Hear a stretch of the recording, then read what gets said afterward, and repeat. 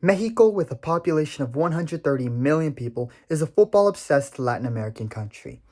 In fact, the only country larger than Mexico in Latin America with football as their most popular sport is Brazil, who hold the record for the most World Cup titles with 5 World Cup championships. Argentina, a fellow South American country with only about 1/3 of the population of Mexico, in 2022 won their 3rd World Cup. And Uruguay, a country located in between Brazil and Argentina, which has a national population smaller than the population of Mexico City, have won the World Cup twice and the Copa America 15 times. Mexico, by contrast, despite being top 5 in World Cup appearances, have never gone beyond the quarterfinals of the World Cup and have only reached the quarterfinals twice, both times as the host nation. This is a curse known among Mexican fans as El Quinto Partido, or the 5th game. For the last 37 years, the Mexico national team has failed to get further than the round of 16, and in the 2022 FIFA World Cup, were eliminated in the group stage for the first time since 1978. To make it all worse, Mexico has not yet won a CONCACAF Nations League title, losing in the final or semifinals of the tournament all 3 times against the rival in the United States. Mexico also failed to qualify for the 2023 U20 World Cup and, along with the women's team, the 2024 Olympics in Paris. It's a very bad and dark outlook for a country that was long touted as the sleeping giants and a future football powerhouse, where football is so popular. Now, Mexico's national team seems to be regressing and in a worse state than it ever has been before. This raises the question, how could a team with such high football potential be failing? Andres from AA Sports, and in this video I will explain why Mexico is arguably world football's biggest underachievers and who is responsible for these failings. So I did compare Mexican football and the Federation unfavorably to South America. But it's worth noting that Argentina, Uruguay, and Brazil, being in South America, are part of the CONMEBOL. They're part of the CONMEBOL Football Confederation, while Mexico, being located in North America, is a member of CONCACAF rather than CONMEBOL. This geographical and administrative difference has had an impact upon the development of Mexican football. While South America, along with Europe, has been a hotbed of the world's best teams, the world's best players, North America for a long time has been a bit of a black sheep in the global football community. Association football, called soccer in the US, has historically been in the shadow of more popular sports such as tackle football, as we see in the NFL, basketball, baseball, and ice hockey. And in Canada, ice hockey is the number 1 sport in the country and is like a second religion among sports fans there. In Cuba and La República Dominicana, the Dominican Republic, the most popular sport is baseball. And in the Caribbean islands that were once colonized by the British, there are split loyalties between football and cricket. This makes football barely even an afterthought in these countries until recently. And in countries where football is the number 1 sport, specifically in the Central American countries such as Costa Rica, Guatemala, Honduras, El Salvador, small populations and therefore a small player pool can make it difficult for them to compete. Over 3/4 of the population of all CONCACAF nations combined live in either Mexico or the United States, and the 22.4% that don't are split between 39 different countries or members. This results in Mexico being really the sole significantly sized nation in which football is the dominant and most popular sport in a confederation made up of small countries, and with Canada and the United States, 2 disinterested giants. Consequently, Mexico has long dominated the Confederation, winning a record 9 Gold Cup titles. Mexican clubs have also dominated the CONCACAF Confederation, winning 38 out of the 60 CONCACAF Champions titles, while teams from no other nation have won more than 5, except Mexican clubs.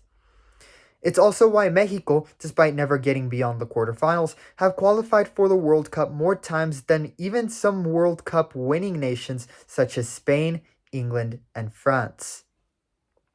The last time Mexico missed a World Cup in 1990, it wasn't even because they failed to qualify, but because they were banned for knowingly fielding at least 4 overage players in their under 20 team in a controversy that became known as the cashier rulers scandal.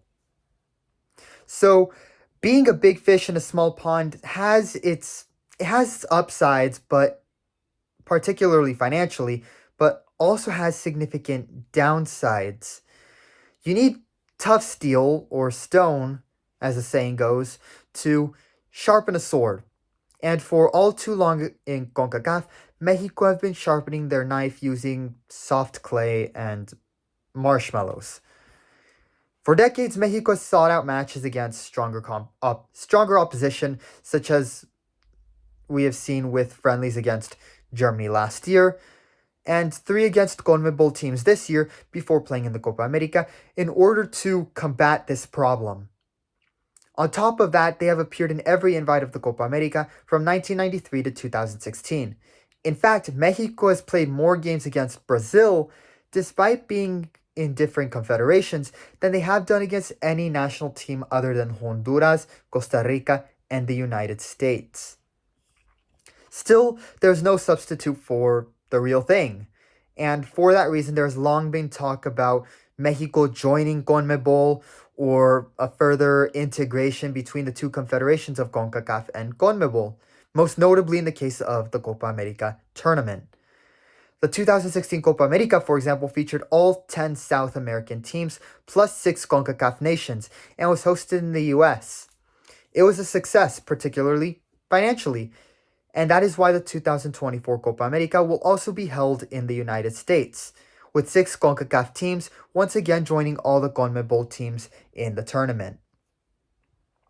The great disincentive as far as the Mexican Football Federation is concerned is that even if joining CONMEBOL, if joining the CONMEBOL Confederation were a viable option, doing so would make it significantly more difficult for Mexico to qualify for the World Cup, which is a major money-making machine for the federation. You might question, okay, well, what is the point? You might question what the point is for qualifying for every World Cup if you never have any genuine hope of winning it, and surely a long-term strategy of becoming a nation capable of competing with the world's best and winning the World Cup, would it be worth the risk of potentially failing to qualify once or even twice? And many Mexican fans would agree with you on that idea. But the Mexican Football Federation, as we will discuss, and some of you, if you have not already discovered, will end up discovering, are much more preoccupied with the short-term revenue gains than they are with the standard prospects or long-term state and success of Mexican football. Ironically, though, or counterintuitively to this argument at least, while the standard within CONCACAF has improved quite significantly over the last 6 years, especially in the cases of Canada and Panama, Mexico has only gotten worse. Instead of having a fresh challenger in Canada and a most improved United States, who many of their players now play in Europe, it seems to have demoralized Mexico's national team, who now face the real possibility of not just failing against them, but falling behind them in the long run. Like the analogy I said earlier on, with the first bits of stone that Mexico have had to rub up against in CONCACAF, rather than being a sharp sword, Mexico's blade appears to have become dull or snapped. One of the biggest criticisms of Mexican footballers and of the Mexican national team as a whole, made by Mexican press and fans, is that they lack psychological resilience and, winning mentality. required to go deep in tournaments that other football powerhouse nations have. Speaking to other Mexican fans about the curse of El Quinto Partido and being a Mexican fan myself, this is a critique that it comes up time and time again. While there may be some truth in some instances of Mexican footballers having poor mentality issues, especially after losing the 2024 CONCACAF Nations League final, and scandals nearing major games or tournaments coming to mind for examples, I think it's sorely lacking in terms of a more broader critique of Mexico's inability to realize their potential within the sport of football. The reality is that Mexico's players, with the exception of only a couple such as Santiago Jimenez or Edson Alvarez, right now are just not good enough. It's not that Mexico got to tournaments and massively underachieved. It's just that they have second or third rate players, these, B tier or C tier players, some of whom, like Luis Romo, Charlie, and Jorge Sanchez, who many have criticized, have no business being called up for national team games and tend to get knocked out by better teams with first class, the A tier players. For the 2022 World Cup, for example, Mexico drew their first game 0-0 against Poland, which was relatively expected for two evenly matched national teams and the star power of Robert Lewandowski. However, fans heavily criticized the then head coach Tata Martino's decision to not include Santiago Jimenez and a prime Diego Lainez in that World Cup roster, making many Mexican fans feel like that draw result was a missed opportunity to win. Then they lost 2-0 against the eventual World Cup champions in Lionel Messi and Argentina. You could argue this was expected. It was pretty much confirmed that Tata Martino, who is from Argentina and formerly coached Argentina's national team, purposely threw away the game by having Mexico play defense only, not giving Edson Alvarez any playing time in the game, and not putting a single forward in the starting lineup. At the same time, there were only one or two players from Mexico's starting 11 in that game that would get into a combined Mexican-Argentinian starting 11. So they lost 2-0 in the second group stage game versus Argentina, and in the third and final match against Saudi Arabia, who they are better than, they won 2-1, but failed to advance out of the group stage on goal difference. Maybe if Mexico were lab-grown mentality monsters, as Jurgen Klopp once said, they could have beat Poland or even grind out a draw versus Argentina and advance to the knockout stage, where they could have possibly just lost to Kylian Mbappe and France. But by and large, Mexico performed exactly how any dispassionate observer who doesn't know as much about football would probably expect. The same could be true in 2018, losing in the round of 16 versus Brazil, losing in a controversial 2-1 result in the 2014 World Cup, also in the round of 16, where the no era penal phrase originated, and in 2010 against Argentina, and the then up and coming new star in Lionel Messi.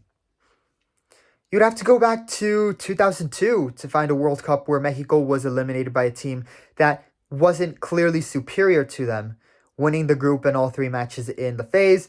They topped both Italy and Croatia, leading to a round of 16 matchup versus CONCACAF rival, the United States. That was a game that, on paper at the time, Mexico should have won, and they were the superior team. But outside of that, there is the possible argument that Mexico somewhat overachieved, solely based upon the quality of players and the strength of their groups, and consistently making the round of 16 and the knockout phase up until 2022. Mexico beat Germany in 2018, tied against Brazil and beat Croatia in 2014, and beat France in 2010. And in the 2022 World Cup, you could argue the result against Argentina was expected and even accept this result as an acceptable loss and strong performance given Lionel Messi himself, who is now considered the greatest player of all time, and who scored in that game, said it was arguably their hardest game in the World Cup. According to news sources saying, quote, "The match with Mexico was the most difficult because of everything that was at stake, and it was the one we played the worst because we had to win no matter what, and that makes you play differently." That was what Messi said regarding the second game versus Mexico and trying to find a way to score against a Mexico defense that was playing tough and stopped them from scoring in the first half of that game. I don't look at the caliber of the players in these moments at those tournaments and their results and walk away with the conclusion that the problem is a lack of winning mentality. The biggest issue, it seems clear to me, is just that Mexico right now isn't producing players as talented as the country's demographics and football passion suggests they should. The question is why? First, there is a lack of access, particularly in rural and more poorer areas of Mexico, to recent coaching and facilities. We know for a fact that many, in fact, most footballers, especially the elite ones, have come from poor and or working class backgrounds. That is the case in Brazil, in Argentina, and even in France, Germany, and England. That's because what the football powerhouse countries tend to do is identify those talented young players, whatever their background is, and get them into academies at a young age where they can grow their skills in a proper setting. While it doesn't have to be from the ages of 8 or 9 years old, but from 14 or 15 years old, you have to be playing against good or better players on half-decent surfaces so your development does not stop.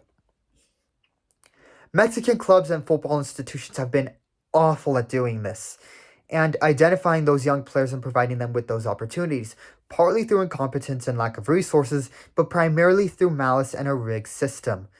For example, in terms of why the US struggled in the past was because of the pay-to-play system in the US adopted by most youth clubs, prevented kids from poor backgrounds from receiving formal training and opportunities, which was an act of self-harm by US football, or soccer as they call it here, since so many talented players were slipping through the cracks through no fault of their own, only because they were born in a family of modest means.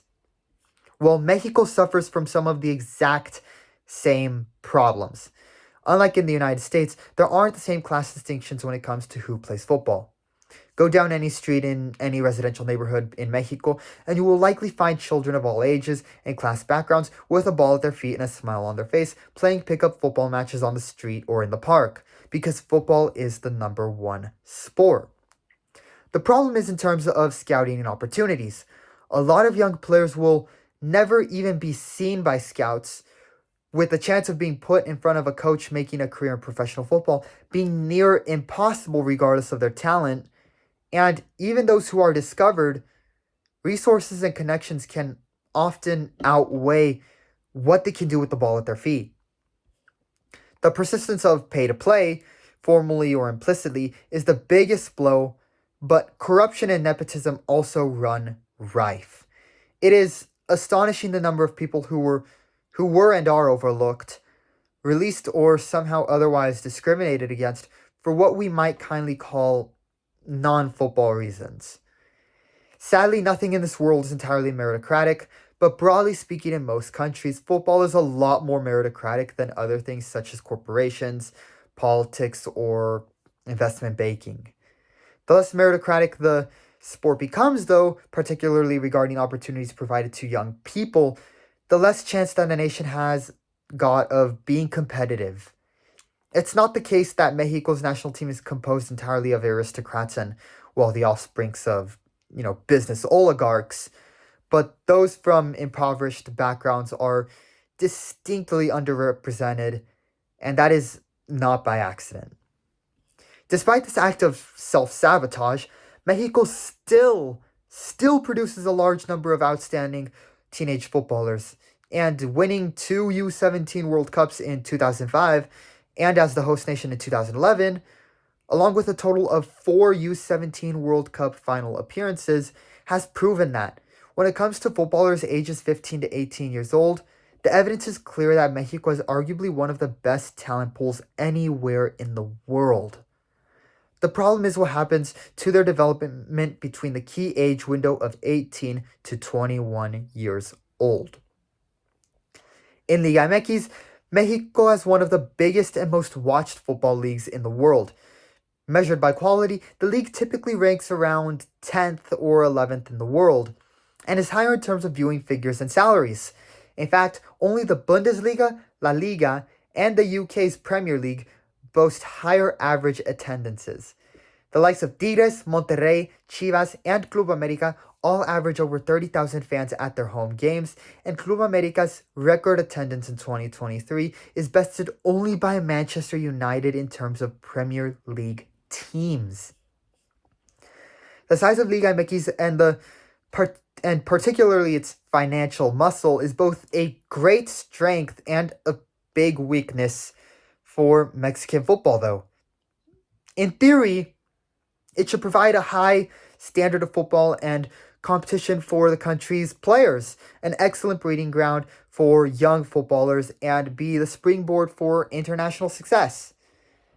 But in reality, sadly, young Mexican players are starved of opportunities due to a large number of foreign players in the league. The league's flawed playoff system as well, that has been criticized for promoting mid-tier to mediocre play, and the resources of the league and upper hand deals between the owners, making it rare for young players to ever actually leave, get opportunities in Liga MX, or at least test themselves in more competitive and higher quality leagues internationally, specifically in Europe. The financial issues, particularly for young players, are twofold. First, at a very young age, they are given enormous salaries in a lower income nation. According to Nomad Capitalist, the monthly average salary in Mexico is 13,597 pesos, or roughly $820 US. Meanwhile, the average player salary in Liga MX is believed to be around $40,000 a month, which adds up to almost $500,000 per year. That's about 663, a little over 663,000 Mexican pesos a month, and 7.96 million Mexican pesos per year. It's little wonder, therefore, that some teenage footballers earning as much as 50 times their peers can sometimes get wrapped up in lifestyles of drinking, partying, and poor behavior off the field. The most notorious example over the last couple of years being Toluca's Alexis Vega. The second problem with this is that because footballers in Mexico can earn so much money playing in Liga MX and live like kings, the motivation and appeal to test themselves in other domestic leagues internationally is greatly reduced.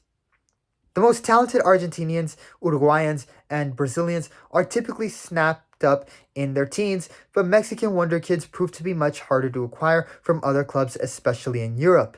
That's because some, with the high Liga MX salaries, see little incentive to leave, but even when some players do want to test themselves in Europe or another part of the world, their clubs make it near enough impossible for them to leave.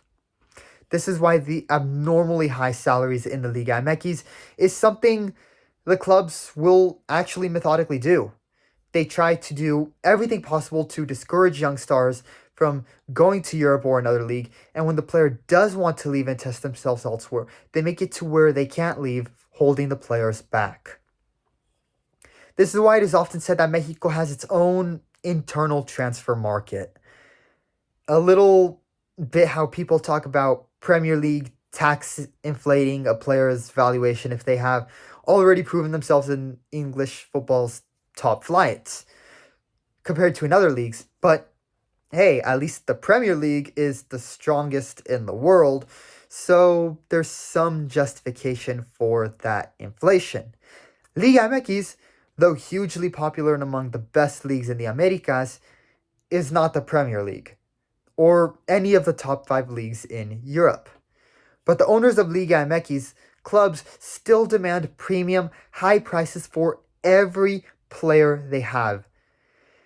Some who, for whatever reason, support the awful status quo or are a die-hard Liga MX fan who support their local club week in, week out, would say clubs are within their right to do this so that it maintains, that team and its level. But this is to the detriment of Mexican players, particularly young players, and the future prospects of the Mexican national team. But again, some people would argue, hey, let them be. The clubs have the right to do that. But what isn't their right to do, and what makes the issue 10 times worse, is the Pacto de Caballeros, known as the Gentleman's Pact, between Liga MX clubs, where owners secretly made an agreement that their players are not free to move, even once their contracts have expired. It effectively means that Mexico is the only major football country in the world in which the Bosman rule does not exist. This essentially creates a harsh, restricted free agency system where a young player in Mexico who gets an offer from another club in another league can sign an offer sheet with that team, but the player's original team can retain him and hold him back from leaving by matching the terms of that offer. When the player, come the end of his contract, should be free to make the decision himself. The Liga MX clubs basically have the right of first refusal when they should not. In my last video reacting to Mexico's performance in the Nations League final, I mentioned that over the last year, Cruz Azul rejected an offer from Panathinaikos in Greece for Uriel Antuna. Santos Laguna rejected an offer from Galatasaray for Omar Campos. Necaxa rejected an offer from Barcelona B for Heriberto Jurado. And Pachuca rejected an offer from Talaos in Ligue 1 for Eric Sanchez. Only in Mexico, do so many European club transfer offers get rejected so often. How can Mexican football grow like this? It can't. It simply can't. These constant rejection of offers and restricted free agencies, with the clubs having the Pacto de Caballeros and the right of first refusal and demanding way more money in the transfer market than the player is worth and what European clubs are willing to pay for, results in those young players, highly praised for their potential, but stuck at their current clubs, routinely seeing their growth and development in football stunted by a lack of opportunities both in Mexico and outside of Mexico. Whereas it is typical to see 16 and 17-year-olds get first-team opportunities in Argentina and Brazil, and even sometimes in Europe, Mexican players often struggle to establish themselves at their club side with such little opportunities provided to them, and don't finally establish themselves until their early to mid-20s. This is why Mexico had the second oldest squad at both the 2018 and 2022 World Cups. And while in 2018 the team was still very competitive despite being one of the oldest teams, in 2022 it was clear that the lack of chances younger players were having was hurting the team. Then you have the issue of who is on the roster for Liga MX clubs. In the Liga MX, clubs are allowed to name 10 foreign players to their matchday squads and 8 in their starting 11 lineups for games. Roughly half of the league's players are now foreigners. The number of foreign players in Liga MX has not only become a growing debate, but also a problem in the Liga MX. Few take issue with the idea of having foreign players in the Liga MX, as it would elevate the level of play and standard of the league and make the league more competitive. But say you have 5 young and talented Mexican players on a squad, but at the same time you also have 10 foreign players on the team, and the team has 8 of them in the starting lineup for most games. Along with that, you have Mexican players who are aging and have spent their entire careers in the Liga MX, such as Luis Fuentes or Juan Vigon. So they start 3 of them to meet the minimum 3 Mexican player rule. All these young players that rely on the Liga MX to be seen, all these young players rely on the Liga MX to, be seen and grow their game and their skill level. This scenario leads to the question of how do those 5 players in the example I state, who have the potential to be future national team players and even key players for their club or even in Europe, how do they grow and develop? And that's the problem. Because again, few take issue with the idea of having foreign players in the Liga MX, as some would elevate the level of play and standard of the league, such as what André Gignac and Diego Valdez have done. But the problem is the number of mediocre and overrated foreign players, many from Central or South America, who simply move to Mexico just to make more money, don't raise the standard of the league, contribute little to their clubs, and take away first-team opportunities for young Mexican players who might have much more potential. From top to bottom, Mexican football suffers from chronic short-termism, and this is just one example of that. Instead of taking the time to handing young Mexican players from their youth ranks and academies minutes on the field in first-team games in the Liga MX, some of them who could become future stars, most Mexican clubs would rather sign a 29 to 30-year-old Bolivian on twice the money because they don't have to spend time training and developing them. It's a very lazy, very huevon way of running a football club. Remember that 2011 U17 World Cup squad for Mexico? How good they were and how much potential they showed. Today, only 2 of the players from that squad, Alfonso Gonzalez and Marc Bueno, now 28 and 29 years old, went on to win senior appearances for Mexico. And they've only won 6 appearances for the senior national team between them. It's a really shocking misuse of and failure to develop talent. Antonio Briseño, who is the captain of the 2011 U17 World Cup team, has never made an appearance for the senior national team. And Julio Gomez, who won the Golden Ball as the best player at that tournament, only ever played 21 games for Pachuca and 13 games for Chivas de Guadalajara, and by age 25, he had retired from the sport. The situation is so bad that Chicharito Hernandez and Raul Jimenez, 2 players who were clearly more than good enough to play in Liga MX, both had at one point nearly quit the sport they were so good at due to the initial beliefs that they would never get the opportunity to prove themselves due to the few opportunities they were initially given. Raul was already 20 years old by the time he made his first team debut with Club America, after joining at age 17.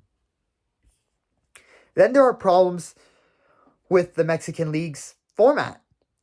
The standard of Mexican football and the Liga MX is also dragged down by its flawed format. Out of the 18 teams in Liga MX, 10 will qualify for the playoff phase, which will decide the league's champions. Well, this is an improvement from the last 3 years' playoff format where 12 teams would qualify for the playoffs. It still means you can be a mid-tier to mediocre team for most of the season and still somehow have a chance of being the Liga MX champions. To add to the lack of competition, in 2020, Liga MX stopped promotion and relegation for 5 years, with some clubs driving for the move to be made permanent. It's all part of a push by a handful of organizations who own almost all of the clubs and pretty much most of Mexican football, to safeguard their assets and look after their own interests of filling their pockets with money. It's an effort and movement that we see throughout much of the football world, but rarely do the owners have such control, and therefore rarely has it been as effective as it has been in Mexico.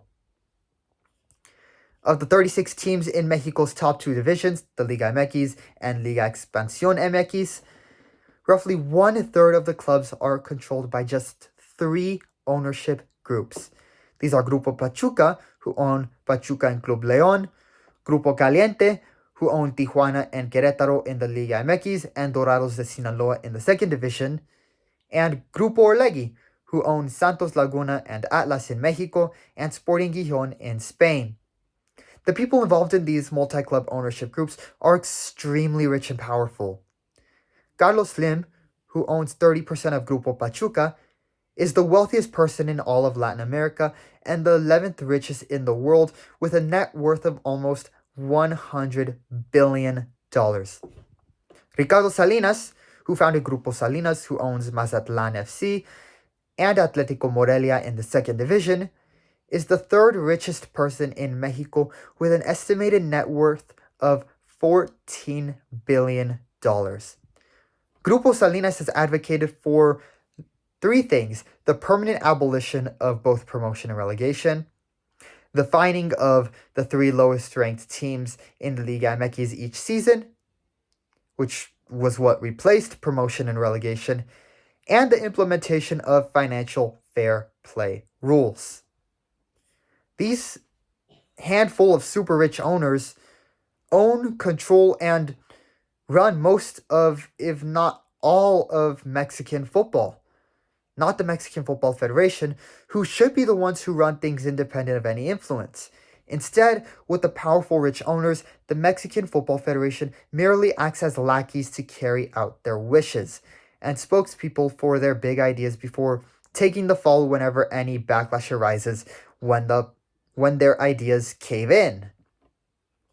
Yon de Luisa, the former president of the Mexican Football Federation, was the most recent person to do just that, deciding to not run for re-election in May and was replaced by Juan Rodriguez.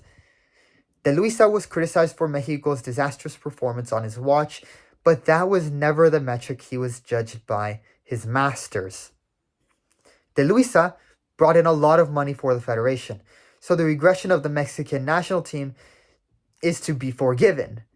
The concerning greed of those who run Mexican football truly knows no boundaries.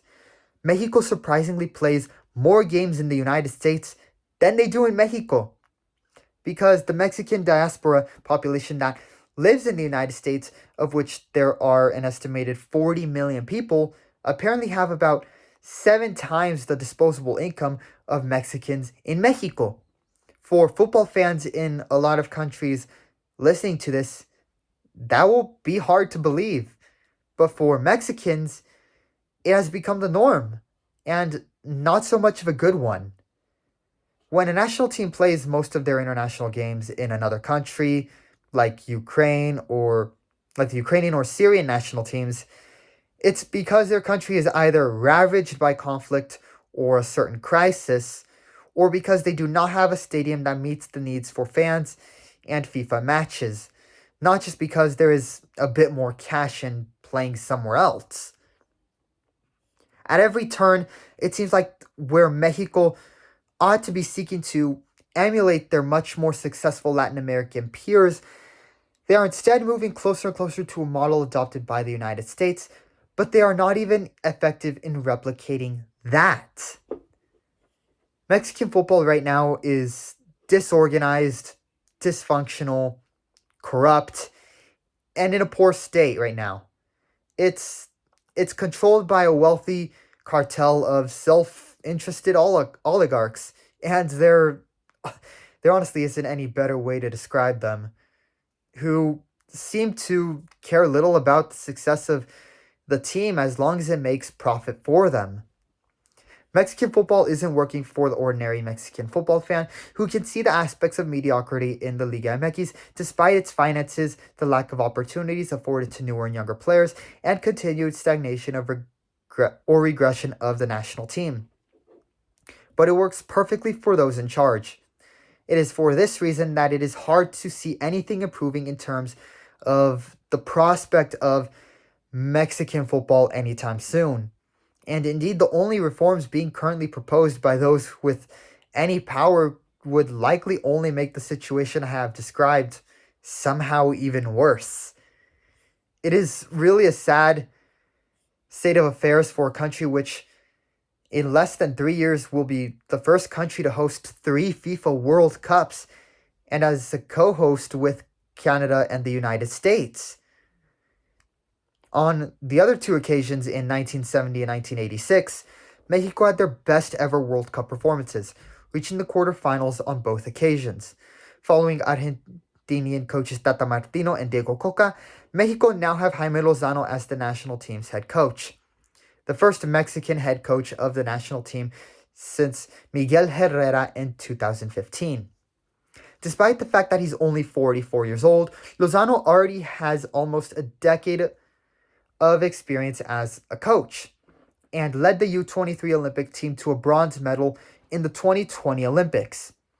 It looked at the start of the year like Mexico might appoint Marcelo Bielsa as their new head coach.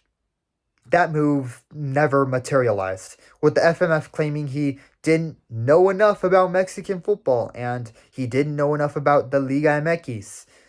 But many critics suspect that the real reason he was not appointed was because he was not only super expensive, but he also wanted too much control, or at least more than the powerful within Mexican football were willing to give up.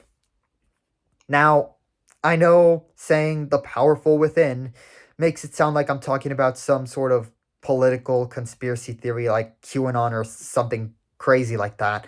But the reality is that the owners are just really powerful and rich elites who control a lot more in Mexico than just football, and a hell of a lot more than they should within the Mexican Football Federation. While Jaime Lozano restored some pride last month, last year, leading Mexico to a ninth CONCACAF Gold Cup title. But the Gold Cup, they won it last year, their ninth one. It's a record with a new coach, Jaime Lozano, the Lamborghini. But the Gold Cup is a trophy which now means little to Mexican football fans, and at this point it is now expected that the Mexican national team should win it, and backlash and outcry when they do not. The real tests will come this summer in the 2024 Copa America and in 2026 when they co-host the World Cup, with Mexico City, Guadalajara, and Monterrey all hosting games. Mexico fans, who are some of the best fans in world football, will undoubtedly bring passion, color, and noise in 2026 when they host the opening match of the World Cup and create a special World Cup atmosphere that will forever be remembered, just like they did the last two times when they hosted the World Cup.